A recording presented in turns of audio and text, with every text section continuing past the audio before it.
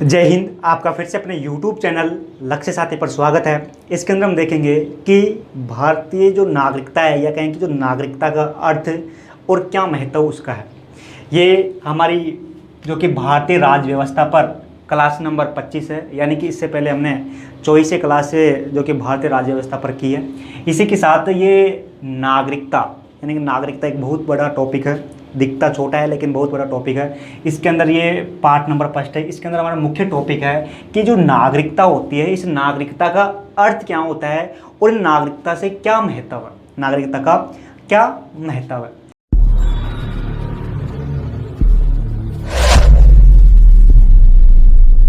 तो इसके अंदर देखें कि जो भारत के लोग हैं, उसको हम कह सकते हैं भारत के नागरिक। तो जो भारत के अंदर जो लोग रहते हैं, चाहे वो स्थायी हो या अस्थायी हो, है ना, तो जो भारत के अंदर जो लोग रहते हैं वो दो प्रकार के होते हैं, एक तो नागरिक और एक विदेशी। जो भारतीय नागरिक होते हैं उनको हम भारतीय नागरिक और जो विदेशी होते हैं उनको हम विदेशी नागरिक कह सकते हैं। लेकिन संविधान की भाषा में कहें तो एक विदेशी और एक भारतीय नागरिक, दो प्रकार के नागरिक भारत के अंदर रहते हैं। अब जो ये कहें कि जो विदेशी नागरिक है, विदेशी नागरिक भी दो प्रकार के होते हैं, एक तो शत्रु नागरिक और एक मित्र नागरिक। एक तो शत्रु नागरिक और मित्र नागरिक। भारतीय नागरिक है ना, जो भारतीय नागरिक है, इन भारतीय नागरिक ये भारत के अंग होते हैं। कहने का मतलब यह है कि भारतीय नागरिक भारत के पूर्ण सदस्य होते हैं। जैसे कि एक परिवार होता है, उस परिवार का एक परिवार होता है, उस परिवार के सदस्य होते हैं। उन सदस्यों में ठीक उसी प्रकार भारत का प्रत्येक नागरिक भारत का एक सदस्य है ना। लेकिन जैसे कि विदेशी जैसे कि भारतीय परिवार है, मतलब कोई परिवार है, उस परिवार में कोई मेहमान आ जाता है, ठीक उसी प्रकार विदेशी एक मेहमान की तरह है ना।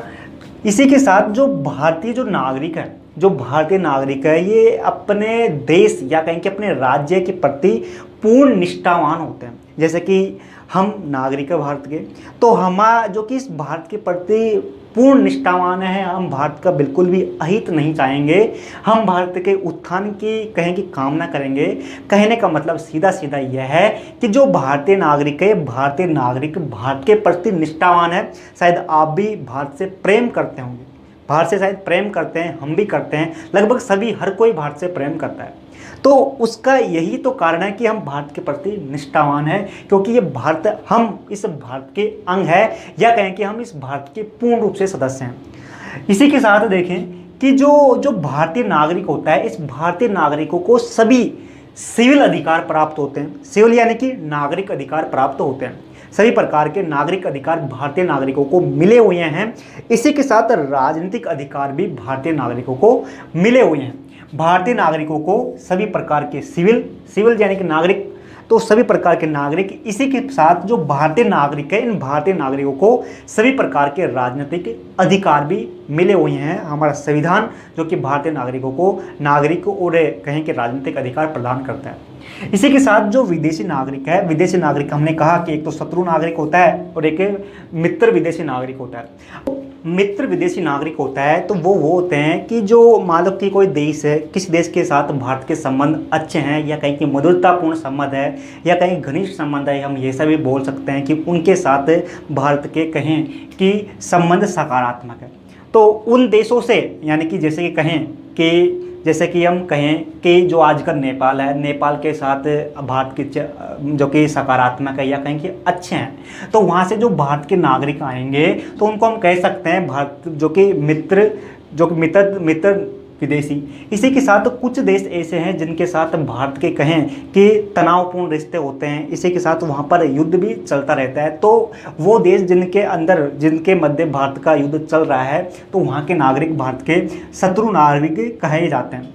भारत के नागरिक इस देश के साथ जो कि उस समय युद्ध चल रहा होता है, तो उस समय उस देश के नागरिक भारत के अंदर आए हुए होते हैं, तो उन नागरिकों को विदेशी नागरिक कहा जाता है। इन विदेशी नागरिकों को भारत सरकार चाहे जबरबंदी बना सकती है, क्योंकि भारतीय जो नागरिक होता है, उन भारतीय नागरिकों को अधिकार मिला हुआ है कि उनको स्वतंत्रता का अधिकार उसको बिना कारण जो कि कहें कि बंदी नहीं किया जा सकता, लेकिन जो शत्रु विदेशी होते हैं इनको भारत सरकार युद्ध की स्थिति में, यदि उनके देश के साथ युद्ध हो रहा है तो उनको भारत सरकार बंदी बना सकती है या कहें कि गिरफ्तार कर सकती है। इसी के साथ देखें कि जो भारतीय नागरिक होते हैं, इस भारतीय नागरिकों को कुछ अधिकार दिए गए हैं। इसी के साथ भारतीय नागरिकों को कुछ विशेषाधिकार भी दिए गए हैं। भारत का जो संविधान है, इस भारतीय संविधान ने भारत के नागरिकों को बहुत सारे अधिकार दिए हैं। इन अधिकारों के अंदर हम कह सकते हैं कुछ अधिकार महत्वपूर्ण है। इसी के साथ भारतीय नागरिकों को कुछ विशेषाधिकार भी दिए गए हैं। वो विशेषाधिकार विदेशियों को नहीं है। ये भारत का संविधान हमारे नागरिकों को देता है। जैसे कि हम देखें कि जो भारत का जो कोई भी नागरिक है, इस भारत के किसी भी नागरिक के धर्म, यानी कि वो किसी भी धर्म का हो, किसी भी धर्म को मानने वाला हो, चाहे वो इस्लाम धर्म को माने या हिंदू धर्म को माने या अन्य किसी धर्म को मानता हो, इसी के साथ मूल वंश यानी कि वो किसी भी वंश से संबंधित हो, इसी के साथ जाति, वो किसी भी जाति का हो, ऊंची जाति नीची जाति किसी प्रकार का हो, लिंग यानी कि वो महिला हो या पुरुष हो या कोई अन्य प्रकार का लिंग हो, स्थान वो चाहे कहीं पर भी जन्मा हो, चाहे दक्षिण भारत में जन्मा हो या पूर्वोत्तर भारत में या मध्य भारत में, कहीं पर भी जन्मा हो, उसके साथ किसी प्रकार का भेदभाव नहीं किया जाएगा। ऐसी गारंटी हमारा संविधान यह कहता है कि हमारे जो कि कोई भी नागरिक है, किसी प्रकार का उसके साथ भेदभाव नहीं किया जाएगा। ऐसा अधिकार नागरिकों को हमारे संविधान का अनुच्छेद नंबर 15 देता है। अनुच्छेद नंबर 15। इसी के साथ कहें कि जो कि भारत का संविधान या कहें कि जो भारतीय नागरिक है, इस भारतीय नागरिकों को लोक नियोजन के विषय में समानता का अधिकार देता है। यानी कि जो प्रशासनिक कार्य होते हैं, उनके प्रशासनिक कार्यों पर सभी नागरिकों का समान अधिकार, जो कि हमारा कहें कि अनुच्छेद नंबर 16 के अनुसार जो कि भारतीय नागरिकों को दिया गया है। इसी के साथ देखें कि जो भारतीय नागरिक है, इस भारतीय नागरिकों को बोलने या कहें कि अपने कोई समुदाय है, उस समुदाय के विचार यदि वो अच्छा नहीं लगता है तो वो साफ साफ इनकार कर सकता है या कहेंगे उनका विरोध कर सकता है। अभिव्यक्ति की स्वतंत्रता है, बोलने की स्वतंत्रता है ना। इसी के साथ भारतीय नागरिक किसी प्रकार का सम्मेलन का हिस्सा बन सकता है या कहेंगे सम्मेलन आयोजन कर सकता है। इसी के साथ संघ की स्थापना कर सकता है। भारत का कोई नागरिक किसी प्रकार का संघ यानी कि समूह का गठन कर सकता है। इसी के साथ भारत का नागरिकों को अधिकार है कि वो कहीं पर भी जाकर रह सकता है। इसी के साथ व्यवसाय की स्वतंत्रता यानी कि भारत का नागरिक किसी प्रकार का कोई भी व्यवसाय कर सकता है। भले ही जो हमने बताया इन पर कुछ विशेष कारणों पर इन पर कुछ प्रतिबंध लगाए जा सकता है या कहें कि इनके कुछ कहें कि भारत का जो संविधान है, इस भारत के संविधान अधिकार दिए गए हैं, लेकिन इसका मतलब यह नहीं है कि उनको कभी पाबंदित नहीं किया जा सकता या उन अधिकार दिए गए हैं लेकिन उनके पीछे लास्ट में एक उपबंध जोड़ दिया गया है या कहीं उस पर कुछ प्रतिबंध भी लगा दिए गए हैं कुछ विशेष अवसरों पर। कहने का मतलब सीधा सीधा ये है कि जो भारतीय नागरिक है, इस भारतीय नागरिकों को बोलने की स्वतंत्रता है ना। इसी के साथ सम्मेलन संघ निवास है ना, कहीं पर भी जाकर रह सकता है। इस प्रकार की जो कि स्वतंत्रता भारतीय नागरिकों को दिए गए हैं। अनुच्छेद नंबर जो कि हम देखें, जो अनुच्छेद भारत का संविधान का अनुच्छेद नंबर 19 है, इस 19 के तहत जो भारतीय नागरिकों को ये अधिकार दिए गए हैं। इसी के साथ कहें कि जो भारतीय नागरिकों को संस्कृति और शिक्षा संबंधित अधिकार दिए गए हैं, यह भारतीय संविधान के अनुच्छेद नंबर 29 और 30 के अनुसार दिए गए। जो हमने बताया ये सभी जो कि भारतीय नागरिकों के, न कि विदेशी नागरिकों को। यदि कोई विदेशी नागरिक आता है तो विदेशी नागरिकों को ये अधिकार नहीं होंगे, लेकिन भारतीय नागरिकों को दिए गए हैं। इसी के साथ लोकसभा यानी कि जो भारत का जो संविधान है ना, जो कि कहें कि संसदीय व्यवस्था है, इस संसदीय व्यवस्था के अंदर जो लोकसभा होती है यानी कि केंद्र लोकसभा। अब लोकसभा इसी के साथ लोकसभा जो कि राज्यों के अंदर, जो कि केंद्र के अंदर होती है, जो हमारा देश है, इस देश के अंदर कहें कि जो संसद है, इस संसद के अंदर दो होते हैं जैसे कि लोकसभा और राज्यसभा। जो लोकसभा है ना, लोकसभा है, इस लोकसभा और जो हमारे राज्य हैं, इन राज्यों के अंदर विधानसभा होती है। केंद्र के अंदर लोकसभा और राज्य के अंदर विधानसभा। अब जो लोकसभा और जो विधानसभा है, इनके जो सदस्यों का चुनाव होता है, तो इनके सदस्यों को चुनने का अधिकार या कहें कि मतदान देने का अधिकार भारतीय नागरिकों को दिया गया है। यानी कि केंद्र में लोकसभा यानी केंद्र के अंदर होती है और इसी के साथ राज्यों के अंदर विधानसभा होती है। तो इनके सदस्यों का चुनने का अधिकार भारतीय नागरिक को दिया गया है। भारतीय के नागरिक इनको वोट देकर या कहीं कि मतदान देकर चुन सकते हैं, ऐसा विदेशी नागरिक नहीं कर सकते। ये केवल भारतीय नागरिक कर सकते हैं, भारतीय नागरिकों को ये अधिकार है।